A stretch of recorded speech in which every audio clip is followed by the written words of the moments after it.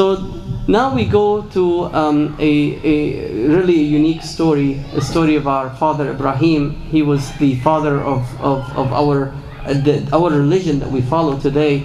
He is the subhanallah, the one of the ulil azm min al-rusul. Ulil azm min al-rusul are the best of the messengers, and their head is Prophet Ibrahim alayhi salam. So before he was a prophet sallallahu alayhi wasallam, Ibrahim alayhi salam, he was a little boy, a boy that Allah Azza wa Jal has guided him since he was a child. I mean, we're talking maybe Kareem's age, maybe 9-10 years old. He was very young, and subhanallah, Allah Azza wa Jal guided him to righteousness. And his people at that time, they used to worship the statues. And Ibrahim alayhi salam, he went to his people and he told them, he says, وَإِذْ قَالَ إِبْرَاهِيمُ لِأَبِيهِ وَقَوْمِهِ مَا هَذِهِ التَّمَاثِيلُ الَّتِي أَنْتُمْ لَهَا عَاكِفُونَ, in Surah Al-Anbiya. So when Ibrahim alayhi salam, and I want you to pay attention to the style of the discussion that Prophet Ibrahim alayhi salam commands and adheres to. Subhanallah, if you saw someone worshipping the statues, if it was me, I know myself, I would go, what are you doing? Why are you worshipping the statues? I would have a dialogue that is probably not healthy. I would be more judgmental as I'm asking them that question. But subhanallah, Allah Azza wa Jal even tells us in Surah Al-An'am, He says, تِلْكَ حُجَّتُنَا آتَيْنَاهَا إِبْرَاهِيمَ عَلَى قَوْمِهِ. Ibrahim, Allah Azza wa Jal has given him the ability to reason and the ability to communicate. When he came to his people, even at a young age, and he saw his people worshipping the statues, he came to them and he says, وَإِذْ قَالَ إِبْرَاهِيمُ لِأَبِيهِ وَقَوْمِهِ مَا هَذِهِ التَّمَاثِيلُ. And he came to them inquiring. He didn't come to them wrong. He said, what are these things that you're worshipping? Explain them to me. When you go from that point of view, even though you know that the people are doing something wrong, and you ask them what you're doing, you open up the channel of communication. Now they're more open to respond to you. But if he had gone to them and says, what are you guys doing? This is wrong, they would kick him out and they would not even talk to him. But he went to them and says, tell me what you're doing. So they started telling him what they're doing. So then he asked them, قال هل يسمعونكم إذ تدعون, in Surah Al-Shu'ara, do they hear you when you call them? أو ينفعونكم أو يضرون, or do they benefit you or do they harm you? So he started asking them, and they were dialoguing with him. They were answering his questions, but then he was putting seeds into their head. Slowly but surely, look what you're doing. Then he went to his father. And his father used to be among those who make business and make profit out of those gods that they worship. So he used to manufacture those toys that they call them gods, those shapes, and then he sells them and he makes profit from them. So to him, it's his livelihood. Imagine now, his son who is younger, he's coming to his father and he's telling him, your business is haram, you need to stop your business. Right? So how does he say it? He came to him with the best of the manners. And this is something that we adults and youth alike need to learn how to communicate, subhanAllah. And I start with myself again. So here, Ibrahim, Allah Azza wa Jal gives us a glimpse of that dialogue in Surah Maryam. وَإِذْ قَالَ إِبْرَاهِيمُ لِأَبِيهِ يَا أَبَتِ. And he came to him, he didn't say, what's going on, what are you doing? He says, oh my dear beloved father. قال يا أبتي لما تعبد ما لا يسمع ولا ينفع ولا يغني عنك من شيء. He says, oh my father, why do you worship the things that don't hear, don't see, don't prevent you from any harm, so don't protect you from anything? Why are you worshipping those things? يا أبتي إني قد جاءني من العلم ما لم يأتك فاتبعني أهديك صراطا سويا. He says, oh my father, I have been given knowledge that you have not been given. If you follow me, I'll take you on that same path with me. Oh my dear beloved father. يا أبتي لا تعبد الشيطان إن الشيطان كان إنسان كان الرحمن عصيا. He says, oh my father, do not worship the shaitan, the devil. Verily the shaitan, the devil, is disobedient to Allah. And he is, don't follow him. Follow the path of Allah. Oh Allah, I have gotten some knowledge and he started basically reasoning with his dad. But he didn't stop. He would constantly talk to his dad, reminding his dad. Anybody knows the name of his father? His father is Azar. وَإِذْ قَالَ إِبْرَاهِيمُ لِأَبِيهِ أَزَرْ أَتَتَّخِذُ أَصْنَامًا آلِهَةً in Surah Al-An'am. He told his father, Azar, do you follow Asnam, those statue as God? So he goes to his father and he goes to the people. So he dialogued with everybody beforehand and asking them what they're doing and trying to reason with them, subhanAllah.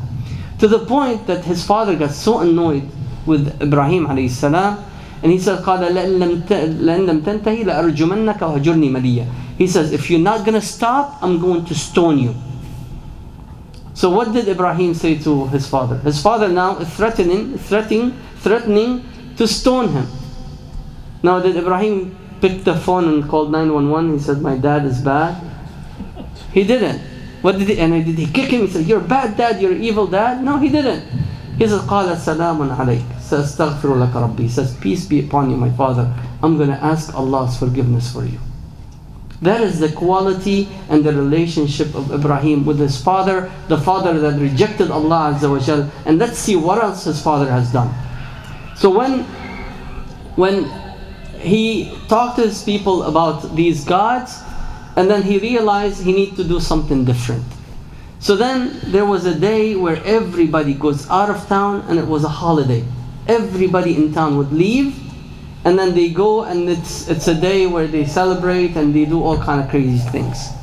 So during that day, Ibrahim alayhi salam told his people, Inni saqim, I am sick, I want to stay behind. So they left him behind, and nobody now is watching the town, nobody's there. So when they left, and subhanallah, the scholars say that Ibrahim alayhi salam in that instance, he was not sick. Now, did Ibrahim lie? And are the Prophet and the messengers allowed to lie? So some say it's a white lie and stuff like that, but in Islam there is no such thing as white lie. But in reality he was sick. He was sick and tired of them. He was sick and tired of the gods that they worship. So he is saqim on the inside from the things that they used to do. So in reality he did not lie. He did not say that I am really sick. He wasn't like physically sick, but he was sick of them, so therefore he wanted to do something to fix the issues that are at hand. So then what he did, he went to these idols. They had them all in one place, in one big room or big hall, and then there were the biggest statues that among them was standing there. So he took an axe and he started beating on them. And most, some of them are from stones and some of them are from wood. His father used to carve them from the wood, those gods that they used to worship. فَرَاغَ عَلَيْهِمْ ضَرْبًا بِالْيَمِينِ. And he hit them with his right hand. So he took his axe and he held it and he started beating on them and destroying all of these gods that they used to worship, except إلا كبيرهم فجعلهم جذاذا إلا كبيرا لهم لعلهم إليه يرجعون. He destroyed them. He completely, utterly destroyed them, except the oldest one, the biggest one among those statues, and he put the axe in the hand or next to that big statue. And he didn't touch it. He didn't kill it. He didn't destroy it. Subhanallah. And Ibrahim, again, subhanallah, Allah Azza wa Jal has given him the ability to reason, and he did that for a reason. So now when he destroyed all those gods, put the axe next to that big one, and he left. When they came back, قالوا من فعل هذا بآلهتنا إنه لمن الظالمين. Who did this with our God? Indeed, he is among the wrongdoers. So they were very angry. They come back. This is, the things that they worship, and somebody has done something very, very nasty to the things that they adhere to as very high in their community. So قالوا سمعنا فتى يذكرهم يقال له إبراهيم. They said, we heard a boy that talks about them. They call him Ibrahim. قالوا فأتوا به على أعين الناس لعلهم يشهدون.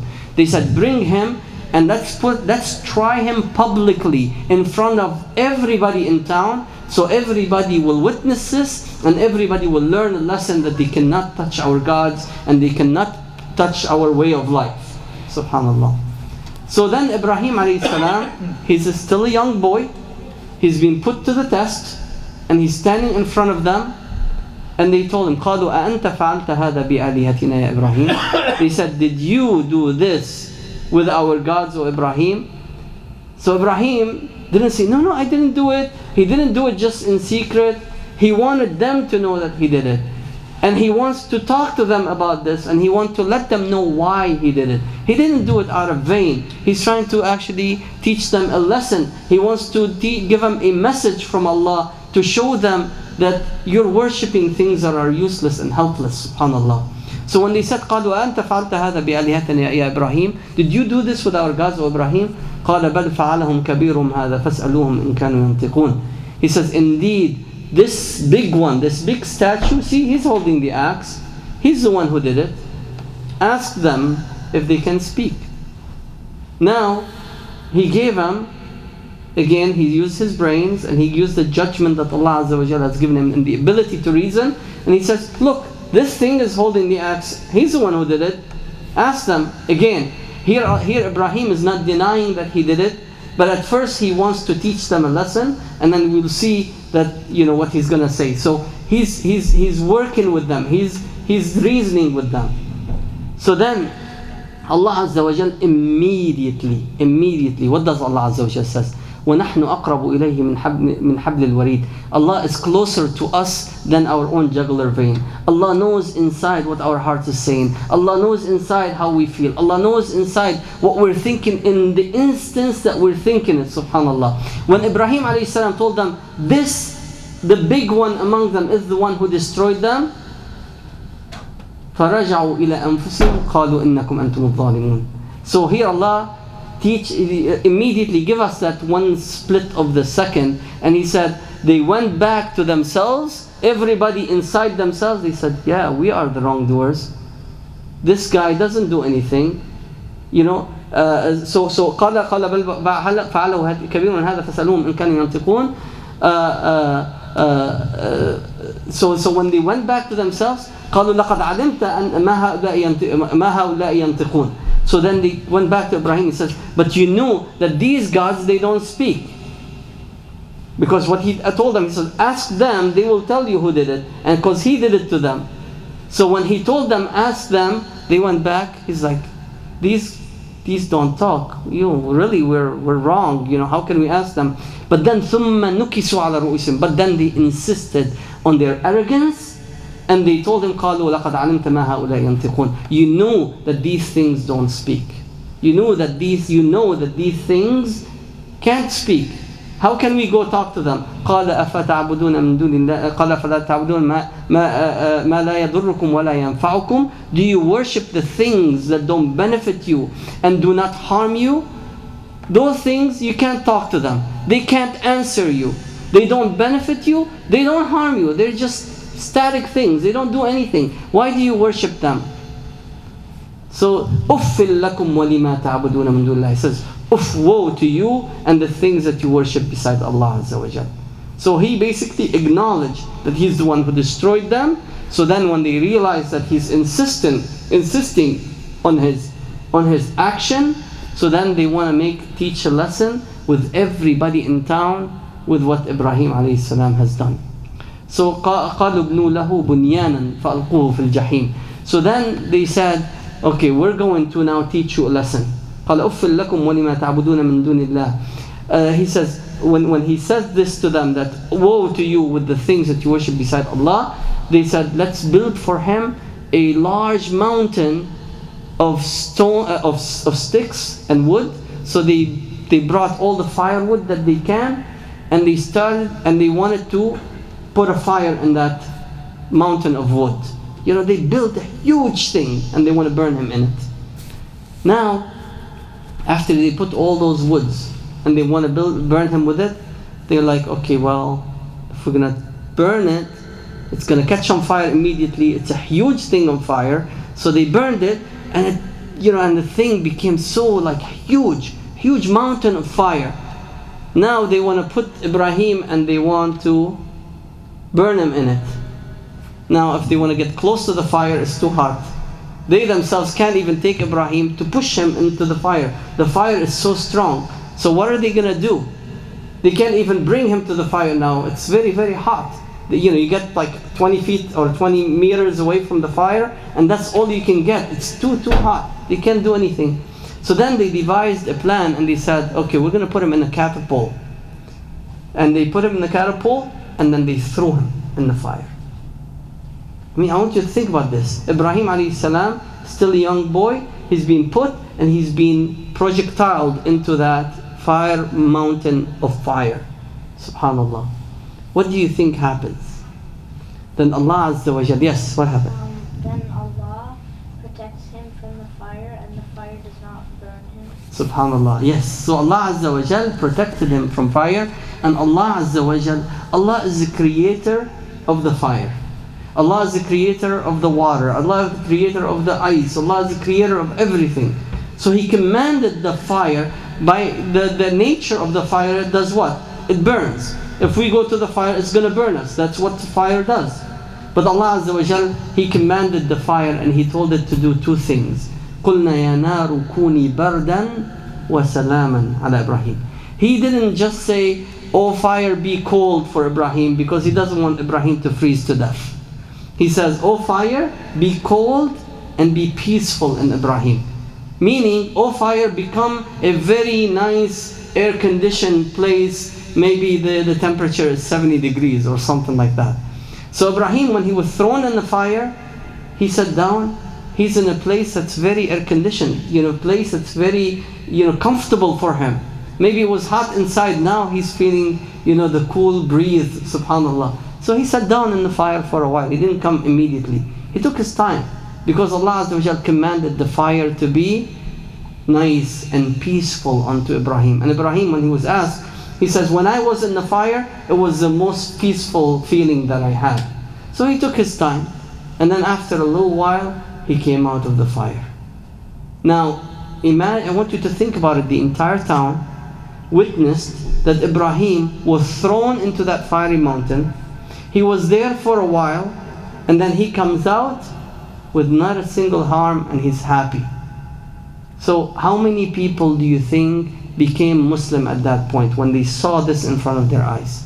How many people believed him and followed him and became Muslim? Everyone. فَآمَنَ لَهُ لُوط. Only Prophet Lut, who was his nephew, was the only one that believed. Everybody still disbelieved. His father disbelieved. Everybody disbelieved. And so وَقَالَ إِنِّي مُهَاجِرٌ إِلَىٰ رَبِّي سَيَهْدِينَ. He says, "I'm going to immigrate to my Lord, to Allah. He's the one who's going to guide me." So him and Lut took on a journey, left their people, and they started traveling and roaming the earth. And Allah Azza wa Jalla says, "إِنَّ إِبْرَاهِيمَ كَانَ أُمَّةً قَانِتًا لِلَّهِ حَنِيفًا." Ibrahim was a nation on his own. He was a nation on his own. He would go from one place to another, calling people toward Islam. So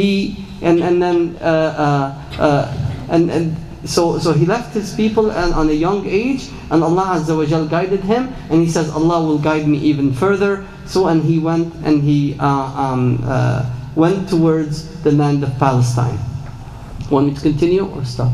Yeah, that's Inshallah. So we'll continue next week, inshallah. What is the place name where the fire was done? The place where the fire was done. Yeah, it was in Iraq. Iraq. Yeah, subhanAllah. So that's the story of Prophet. This is the beginning of the story of Prophet Ibrahim. We still have a long way to go, inshallah. We will continue next week, inshallah. Jazakumullah khair. Subhana rabbika rabbil izzati amma yasifun. Wa salamun ala al-mursalin. Alhamdulillah rabbil alamin.